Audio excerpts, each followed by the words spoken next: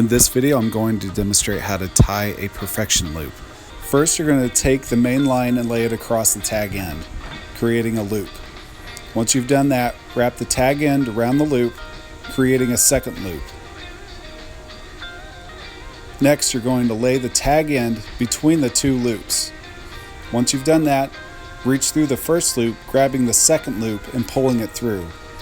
Take the tag end and the main line and pull them against that second loop, pulling everything tight. And that is how you create a perfection loop. If you need to make your loops smaller, simply make them smaller and then perform the steps shown previously. And that is how you execute a perfection loop.